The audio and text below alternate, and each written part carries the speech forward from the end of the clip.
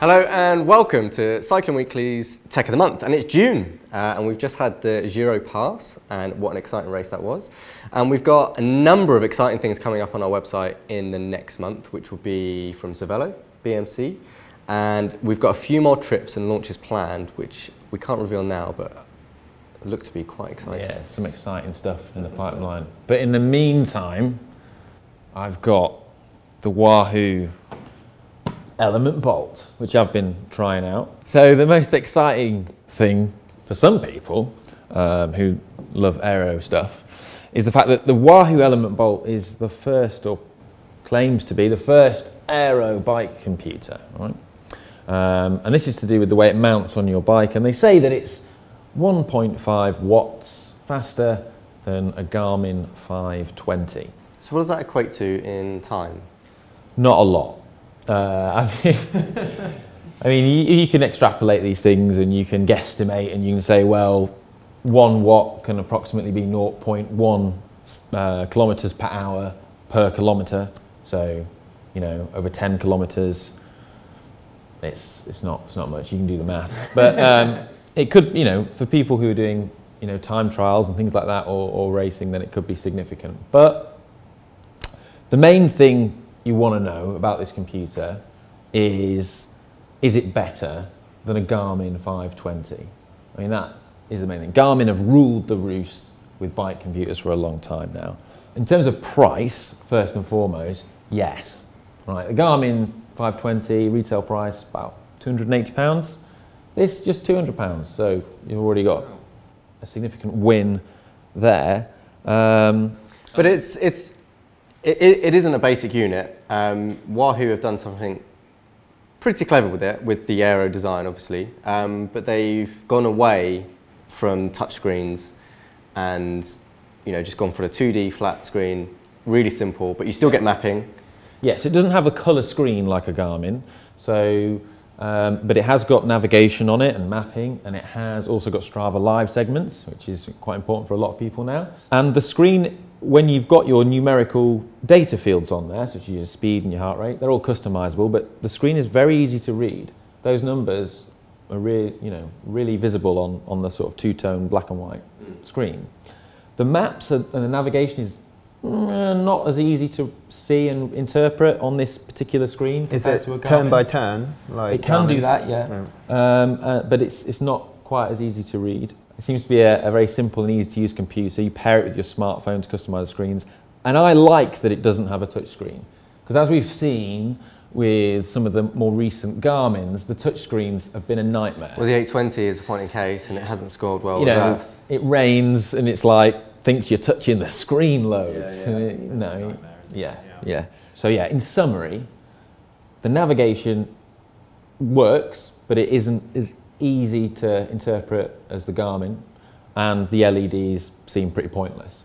But everything else has impressed me. It's good, and considering it's £200 and significantly cheaper than a Garmin, this is we finally have a bike computer that is a viable alternative to a Garmin, and it does actually work well. Yeah. And we've been waiting for this for a very long time. It's a pretty big deal. Nice one. Wahoo, doing very well. I'm going to go next with my offering, and it's a new clothing brand to us, and it's called Kalf, with a K. And they're being distributed exclusively via Evans Cycles in the UK.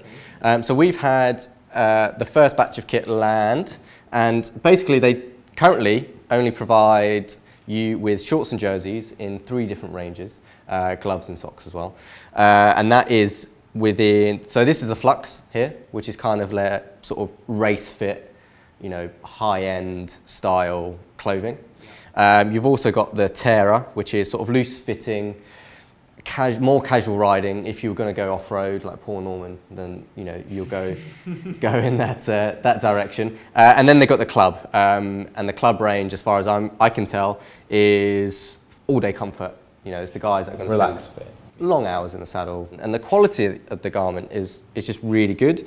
They've got, you know, the blacked out style reflective, so it looks classic until you need to be seen.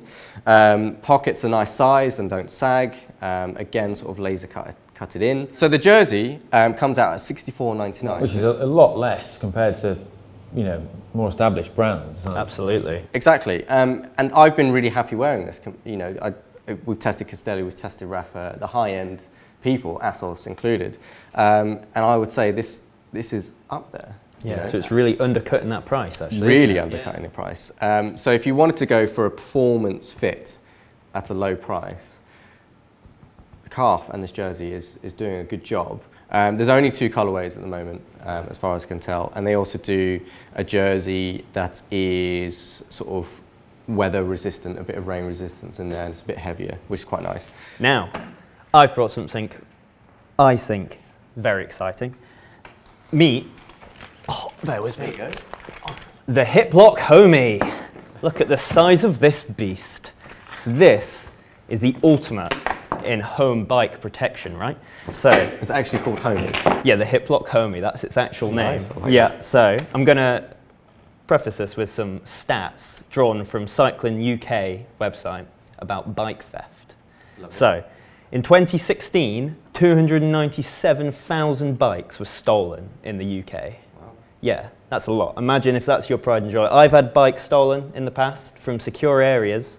So, and that is 23 out of every 1,000 bike-owning households have lost bikes to bike thieves. I don't like bike thieves, you don't like bike thieves. No cyclist likes a bike thief, which is why the HipLok Homie is so good. So it's called the Homie because this is meant to live either in your home, your garage, your shed, wherever you keep your bikes at night when you're not using them. Sure. And it's beefy enough to protect them. So this is a gold standard lock. So that meets, a lot of insurance companies will say, if we're going to insure your bike, especially bikes that cost more than 2 or 3 grand, Yep. sometimes less than that, will need a gold standard lock to insure them because they're so much money. The bike companies say, not going to insure them, you need a gold standard lock. This, well, you kind of, I think you would lock it to something. Right, So okay. lock your bikes, it's pretty long, so this will go around the frame of multiple bikes. It comes with this little wall mount, so when you're not using it, you're not going to trip over it by leaving it on the floor. That would kill your toes, wouldn't it? It would, yeah, don't want to boot that. Stop Yeah, that. absolutely. Or I can imagine you can lock it on the wall mount with the bikes Yeah. as well. So it's pretty nifty.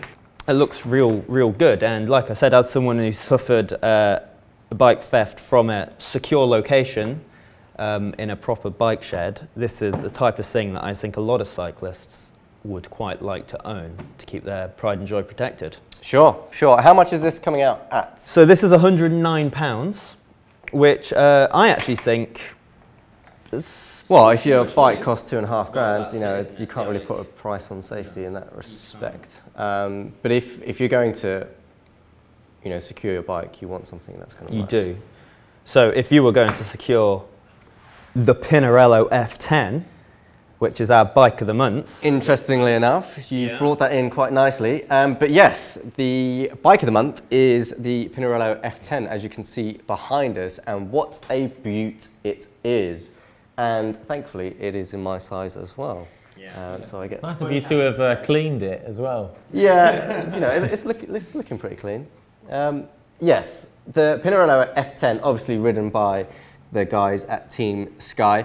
And the most interesting point about the F10 is how similar it looks to the F8. So what Team Sky, Pinarello went to Team Sky and they said, what do you want us to do with the new bike? What would, if you're going to change anything, what would you do? And they said, we like everything, but the name, it's just no good.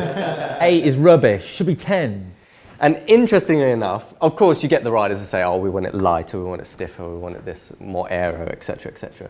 But interestingly, according to Pinarello and Team Sky, they just wanted the exact same geometry. So instead of asking for more, they said, please keep the geometry because the riders liked it so much. And as I've tested the F8 as well, you know, it is exactly the same. Very similar, yeah. It's a very similar ride. I've done a few rides on it so far, and it's just an amazing bike. But the main differences that Pinarello have come up with is they've increased the asymmetry technology they have. Right. So that's basically beefing up the right-hand side of the frame where the chain set goes and reducing the area on the left-hand side. They're saying this will increase stiffness as well as saving some weight. They have also changed the down tube and given it that concave flat back section.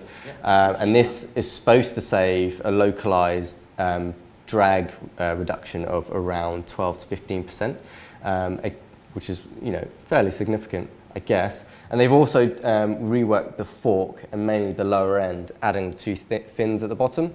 So they obviously got this idea from the Bolida and their time trial bike, but the fins are a lot smaller than that you would get on the Bolida. Sure. And they're saying up to 10% gain in aerodynamics with the reworked fork. So you're looking at little updates and little refinements rather than an overhaul of change. And they've done a great job. The last bike was great. This bike is great.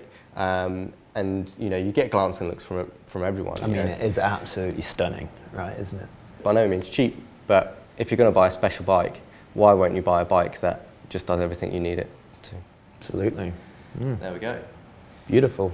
And that concludes us for Tech of the Month and Bike of the Month. Tune in next month.